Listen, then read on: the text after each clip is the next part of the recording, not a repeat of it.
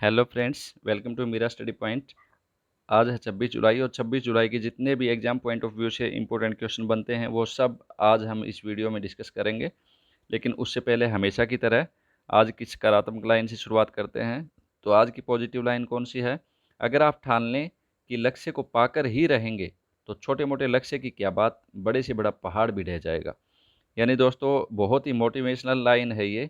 यदि कोई भी मनुष्य, चाहे वो स्टूडेंट है, चाहे किसी भी लाइफ के फील्ड में, यदि हम आप एक लक्ष्य बना लेते हो और ठान लेते हो कि मुझे इसे पाना ही है और उसकी ओर चाहे कितना ही आपको कठिन परिश्रम करना पड़ो, उसकी ओर यदि आप पॉजिटिव वे से बढ़ते रहते हो तो ये गारंटी है कि बड़े से बड़ा लक्ष्य भी हम पा सकते हैं। ओके, इसी पॉजिटिव विचार के साथ करते हैं शुरुआत।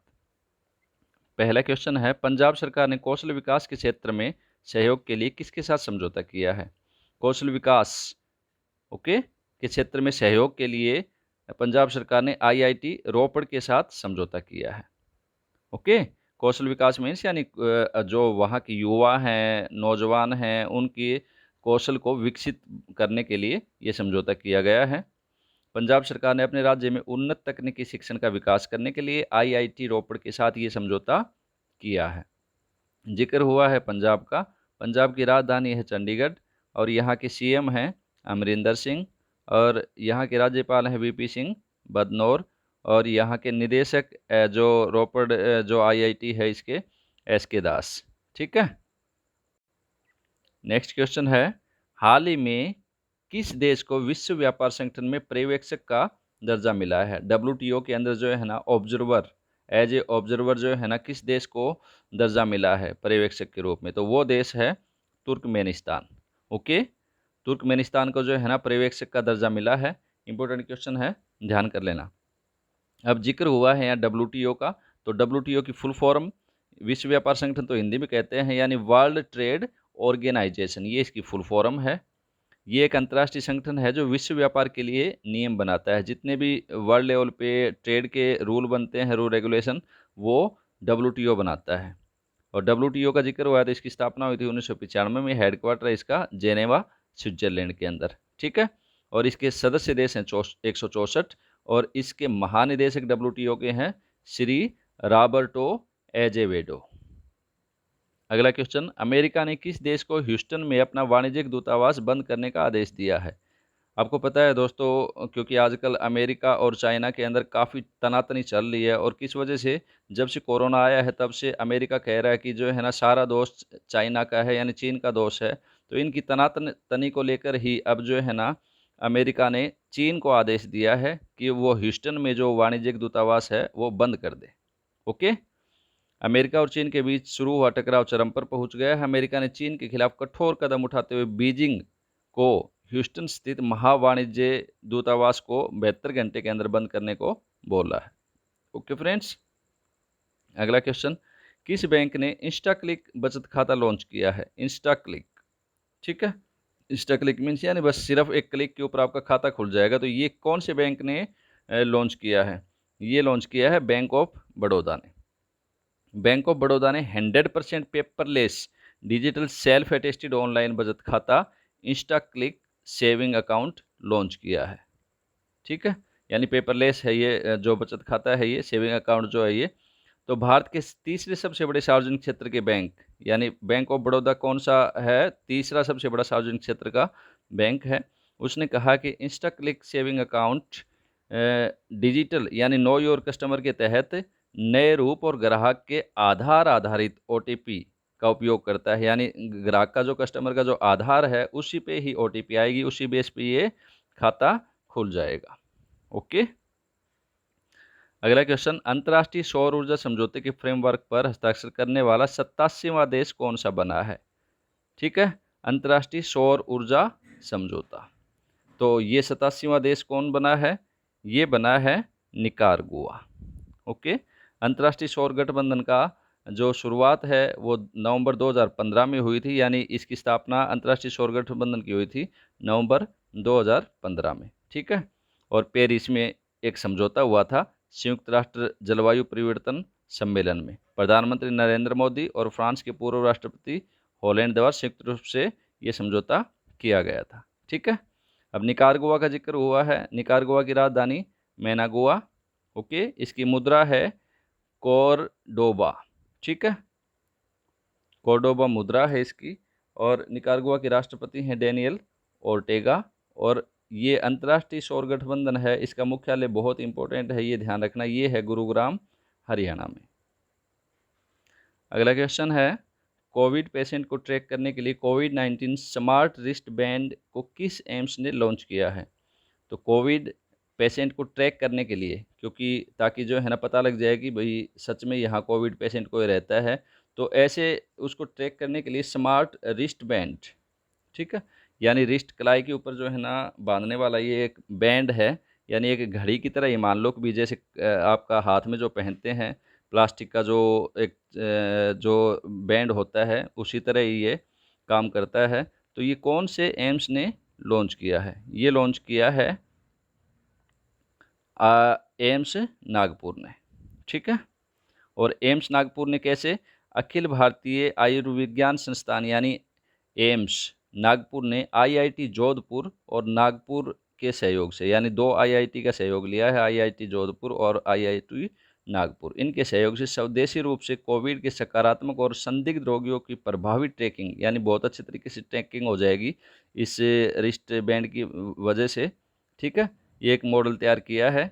ये डिवाइस एक स्मार्ट रिस्ट बैंड के रूप में है, जो ट्रैकिंग और निगरानी के लिए किसी भी मौजूद ऑनलाइन मोबाइल ऐप की सीमाओं को पार करने के लिए बनाया गया है, ओके। अगला क्वेश्चन, भारतीय नौसेना का सबसे बड़ा सौर ऊर्जा संयंत्र कहाँ शुरू हुआ है? तो भारतीय नौसेना का जिक्र हुआ है, नेवी का। और क्या पूछ रहा है कि सबसे बड़ा सौर ऊर्जा संयंत्र कहाँ शुरू हुआ है? तो इम्पोर्टेंट क्वेश्चन है ऐसे, यानी सबसे बड़ा कोई भी हिंदुस्तान में कोई चीज़ होती है, चाहे वो किसी भी प्रकार की हो, तो इम्पोर्टेंट होते हैं परीक्षा की दृष्टि से, ठीक है। तो ये शुरू हुआ है एझिमाला केरल में, ओके। एझिमाला केरल के अंदर सबसे बड़े सौर संयंत्र की शुरुआत की गई है नौसेना के। तो भारतीय नौसेना ने इसी लॉकडाउन में दिन रात काम करके एक नया कीर्तिमान रच दिया है। 3 मेगावाट सौर ऊर्जा संयंत्र का उद्घाटन वाइस एडमिरल अनिल कुमार चावला ने वीडियो कॉन्फ्रेंसिंग के माध्यम से किया है। और इसकी अनुमानित आयु कितनी है इस सौर ऊर्जा संयंत्र की? लगभग 25 वर्ष, ठीक है। जिक्र हुआ है नौसेना का, नौसेना दिवस मनाया जाता है 4 दिसंबर को। और नौसेना के अध्यक्ष वाइस एडमिरल करमबीर सिंह, ठीक है, वाइस एडमिरल करमबीर सिंह इसके नौसेना के चीफ हैं। अगला क्वेश्चन, किस देश ने मंगल के अपना पहला स्वतंत्र मिशन ताइवान फेस्ट लॉन्च किया है? ठीक है, मंगल के ऊपर जो है ना अपना पहला इंडिपेंडेंट यानी खुद ने जो है ना पूरा मिशन पूरा किया है। तो कौन सा देश है वो? ठीक है, वो देश है चाइना, ओके। टियानवेन फेस्ट नाम से लॉन्च किए गए इस मिशन से चीन उस क्लब में शामिल हो गया जिसमें अमेरिका, यूरोप, रूस और भारत और यूएई पहले से हैं। तो इस ग्रुप में जो है ना, इस क्लब में अब चीन भी शामिल हो गया क्योंकि इसने टियानवेन फेस्ट लॉन्च किया है अभी, ओके। अब चीन का जिक्र हुआ है, राजधानी है बीजिंग, राष्ट्रपति हैं शी जिनपिंग, मुद्रा है रेन मिनबी, इसको वैसे युआन भी बोलते हैं जैसे हिंदुस्तान में रुपये को एक कॉमन भाषा में पैसे बोल देते हैं, इसी प्रकार से युआन बोला जाता है, लेकिन ऑफिशियली मुद्रा का नाम है रेन मिनबी। अगला क्वेश्चन, भारत ने 30 सेकंड के भीतर कोविड-19 के लिए तेज़ी से परीक्षण विकसित करने के लिए किस देश के साथ हाथ मिलाया है? यानी 30 सेकंड के भीतर जो है ना उसी टाइम पता लग जाएगा कि भाई कोविड-19 पेशेंट है कि नहीं। तो इसके लिए कौन से देश के साथ समझौता किया है भारत ने? वो किया है इजराइल के साथ, ओके। इजराइल और भारत मिलकर कोविड-19 परीक्षणों की एक नई पीढ़ी के सेट को विकसित करने के लिए काम करेंगे, जिसका उद्देश्य संपूर्ण परीक्षण प्रक्रिया को कुछ सेकंड के लिए नीचे लाना है, ओके। आर्टिफिशियल इंटेलिजेंस यानी एआई, जिसको आर्टिफिशियल इंटेलिजेंस कहते हैं। क्या होती है आर्टिफिशियल इंटेलिजेंस? यानी मशीन जब इंसान की तरह सोचने लग जाए तो उस तकनीक को कहा जाता है आर्टिफिशियल इंटेलिजेंस, ओके। और मशीन लर्निंग का उपयोग करते हुए इन सफलता टेक्निक्स का भारत में परीक्षण किया जाएगा। अब जिक्र हुआ है इजराइल का, इजराइल की राजधानी है जेरूशलम, मुद्रा है इजरायली शेकेल।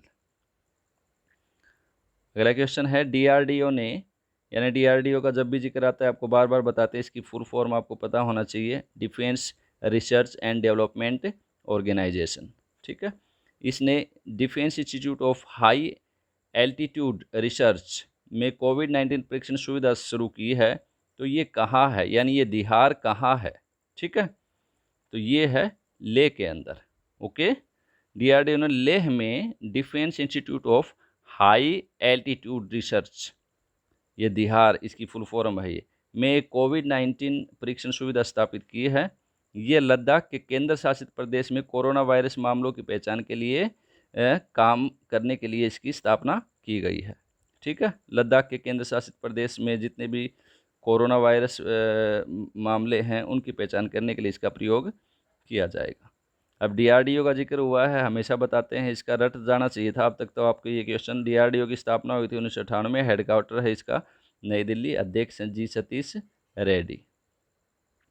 अगला क्वेश्चन है किस राज्य या केंद्र शासित प्रदेश के पर्यावरण विभाग ने बीमार पेड़ों के उपचार के लिए एम्बुलेंस शुरू करने का निर्णय लिया है? यानी इंसान के लिए तो सब करते हैं, लेकिन कौन सा राज्य या केंद्र शासित प्रदेश है जिसने बीमार पेड़ों के उपचार के लिए एम्बुलेंस शुरू करने का निर्णय लिया है? ओके, तो वो प्रदेश है हमारा केंद्र शासित प्रदेश चंडीगढ़। चंडीगढ़ प्रशासन ने ये निर्णय लिया है। अब चंडीगढ़ के पर्यावरण विभाग ने केंद्र शासित प्रदेश में बीमार पेड़ों के इलाज के लिए एम्बुलेंस का फैसला किया है। आपातकालीन सेवा में क्या रहेगा? दीमक और अन्य कीटों से प्रभावित पेड़ों का उपचार इसमें शामिल होगा। अगला क्वेश्चन है आरोग्य श्री स्वास्थ्य योजना किस राज्य द्वारा शुरू की गई है? आरोग्य श्री स्वास्थ्य सेवा योजना कौन से राज्य ने शुरू करी है? तो ये शुरू करी है आंध्र प्रदेश ने।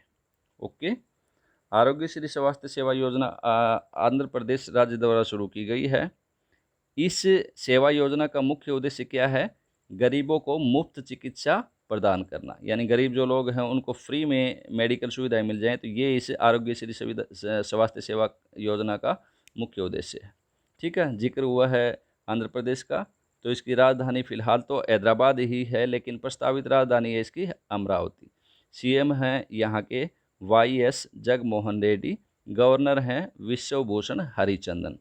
ओके, और जब भी इसका जिक्र आता है आंध्र प्रदेश का, तो एक बात ध्यान रख लेना कि भारत में भाषाई आधार पर गठित होने वाला सबसे पहला राज्य आंध्र प्रदेश था।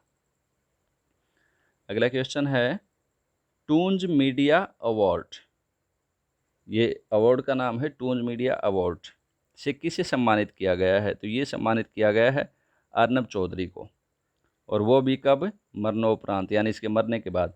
अर्नब चौधरी को टूंज मीडिया अवार्ड से सम्मानित किया गया है। ये पुरस्कार अर्नब चौधरी को भारत के एनिमेशन और मनोरंजन उद्योग में दिए गए उनके अमूल्य योगदान के लिए दिया गया है, और ये पुरस्कार इन्हें मरणोपरांत दिया गया है। ओके, अगला क्वेश्चन है भारत उत्तर पूर्वी राज्यों में माल परिवहन के लिए किस देश के बंदरगाहों का उपयोग कर रहा है? यानी भारत के जो नॉर्थ ईस्ट के जो स्टेट हैं उनमें माल परिवहन के लिए कौन सा देश के बंदरगाहों का यानी पोर्ट का उपयोग हिंदुस्तान कर रहा है?